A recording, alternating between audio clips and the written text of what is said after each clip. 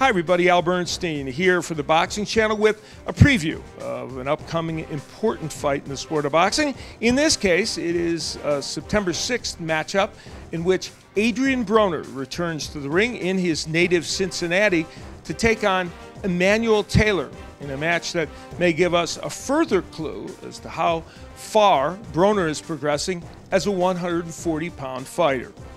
For Broner, this is his second fight back after his difficult loss to Marcos Maidana. He had a fairly easy fight against Carlos Molina his last time out, and now he gets to face Emanuel Taylor.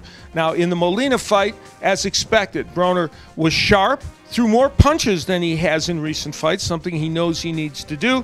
And now he takes on a challenge in Taylor, a fighter who's probably half a notch above Carlos Molina. As for Taylor, he is 18-2 coming into this fight. One of his losses against Chris Algieri just 2 fights ago. Of course, we now know Algieri is a terrific fighter after his big win over Ruslan Provodnikov. In his last fight, an important win for Taylor, beating Kareem Mayfield, who was thought of as a top 140-pounder. Taylor boxed very effectively against the powerful Mayfield and was able to use his jab and his combinations to win that fight. What will he have to do to beat Adrien Broner? For that, let's take a look at the keys to victory. For Taylor, it's important to be busy. Often against Broner, fighters that are busy can steal rounds because Broner does not punch that much.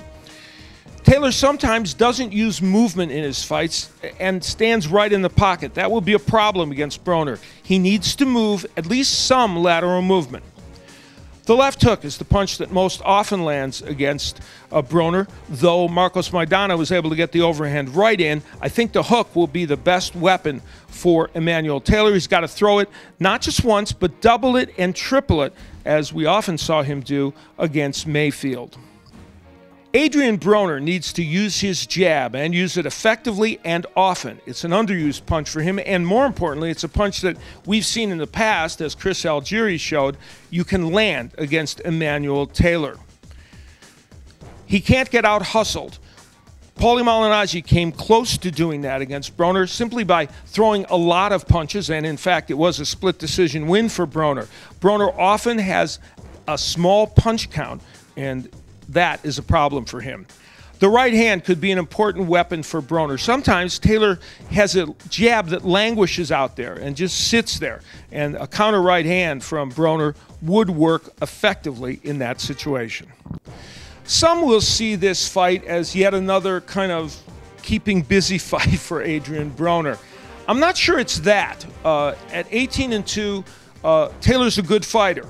His win over Mayfield proved that, and even though he lost a decision to Chris Algieri, still, we know Algieri now is an excellent fighter.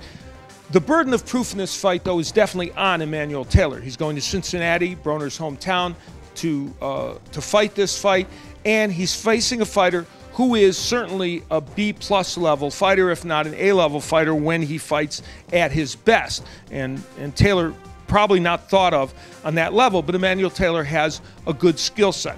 As for Adrien Broner, I think the general consensus is that he is very much unproven as a 140-pounder, and that after this fight, no matter what, he's going to have to go in and face a really top 140-pounder or challenge for a title, and then we're going to find out even more about Broner. But this is not a fight in which there's no danger for Broner. Believe me, Emanuel Taylor can be a problem for him, and we'll see just how much of a problem on September 6th. Now, I'm going to be privileged to call that fight. It'll be shown in the United States on Showtime, and I hope all of you will tune in as well.